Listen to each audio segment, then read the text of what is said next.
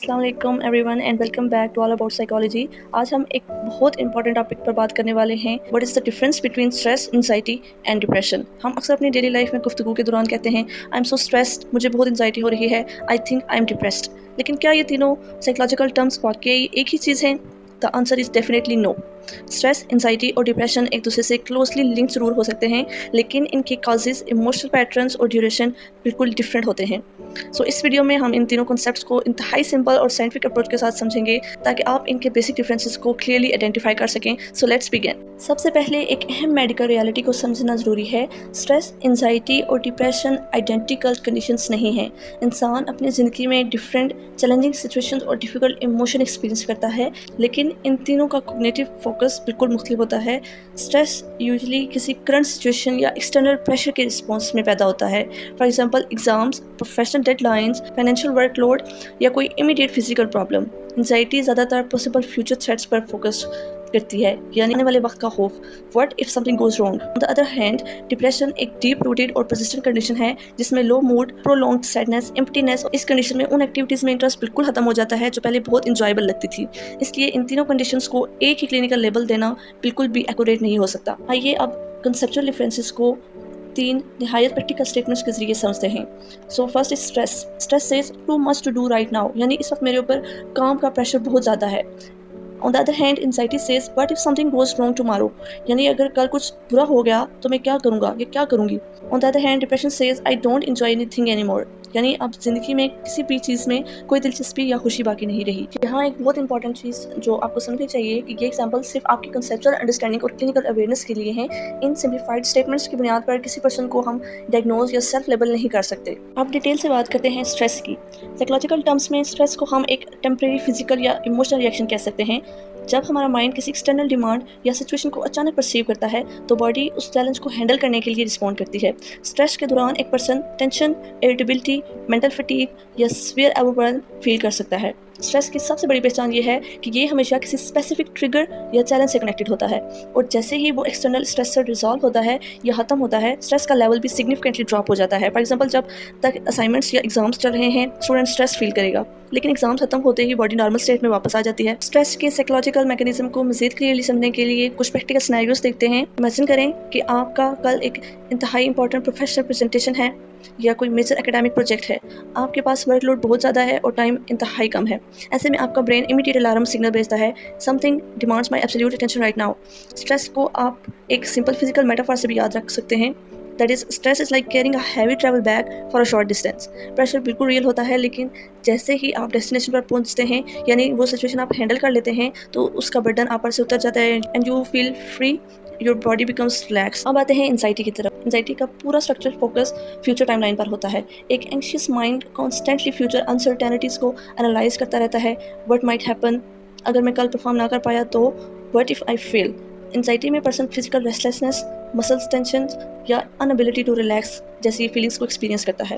Anxiety की सबसे main psychological characteristic ये है कि ये उस वक्त भी परसिस्ट रह सकती है जब सामने कोई इमीडिएट फिजिकल डेंजर या ट्रिगर प्रेजेंट ना हो। डेंजर रियल टाइम में एग्जिस्ट नहीं कर रहा होता, लेकिन माइंड फ्यूचर के हाइपोथेटिकल थ्रेट को इमेजिन करके बॉडी को हाइपर अलर्ट स्टेट में ले जाता है। एंजाइटी के कॉमन कॉग्निटिव पैटर्न्स में excessive cognitive overthinking, fear of failure और वर्स्ट केस सिनेरियोस को लूप में सोचना शामिल है। फॉर एग्जांपल, अगर आपको कल एक स्पीच देनी है तो एक नॉर्मल स्ट्रेस थॉट ये होगा, मुझे थोड़ी तैयारी कर लेनी चाहिए। लेकिन अगर वहाँ एंजाइटी एक्टिव हो जाती है तो ऑटोमेटिक नेगेटिव थॉट्स रिपीटेडली आने लगती हैं।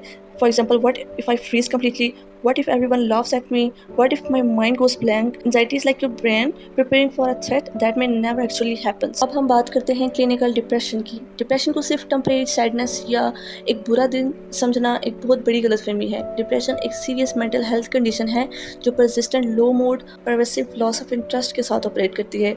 डिप्रेशन में मुब्तला person constant sadness, emotional emptiness, severe hopelessness और डीप वर्थलेसनेस एक्सपीरियंस करता है। इसका सबसे बड़ा इंडिकेटर क्लिनिकल टर्म में इनहिडोनिया है, यानी उन एक्टिविटीज़ में इंटरेस्ट या प्लेयर बिल्कुल ख़त्म हो जाना जो पहले उस शख्स की फेवरेट हॉबीज़ होती थी या जो काम वो शौक से किया करता था, अब उसमें उन कामों में दिलचस्पी खत्म हो जाना डिप्रेशन की एक क्लिनिकल सिम्टम है या अलामत है।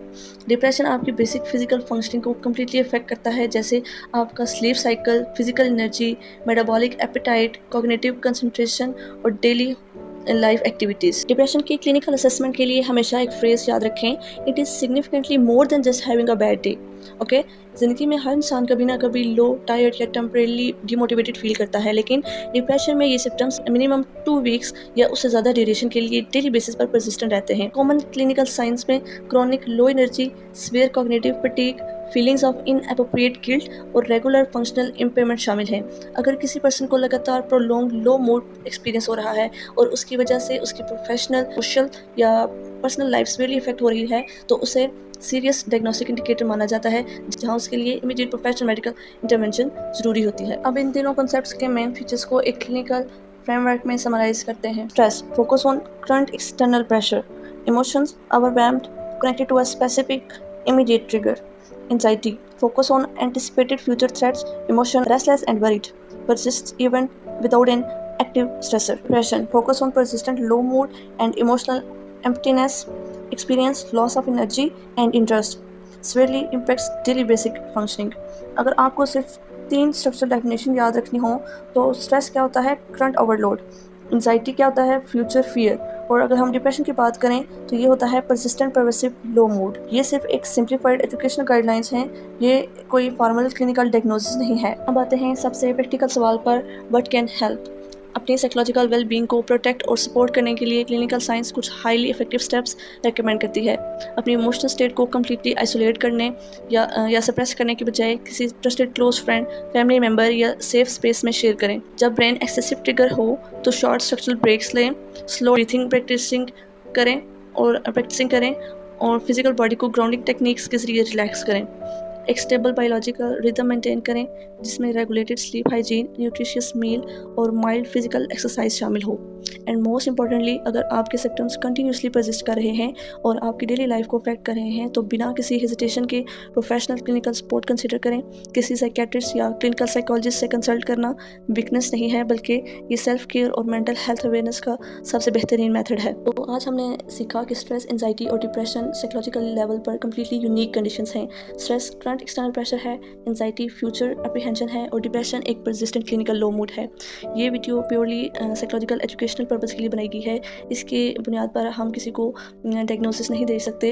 अगर आप या आपके कोई लव्ड वन इमोशनल डिफिकल्टी से गुजर रहे हैं तो directly certified mental health professional से कंसल्ट करें। Remember, understand your mind, be kind to your thoughts and never hesitate to ask for professional help. अगर आपको ये कंटेंट इंफॉर्मेटिव और साइंटिफिकली एक्यूरेट लगा तो ऑल अबाउट साइकोलॉजी को जरूर सब्सक्राइब करें और मुझे कमेंट सेक्शन में लाजमी बताएं कि आप नेक्स्ट वीडियो किस क्लिनिकल या साइकोलॉजिकल टॉपिक पर देखना चाहते हैं। Thank you for watching. Stay aware, stay empathetic and take absolute care of your mental health.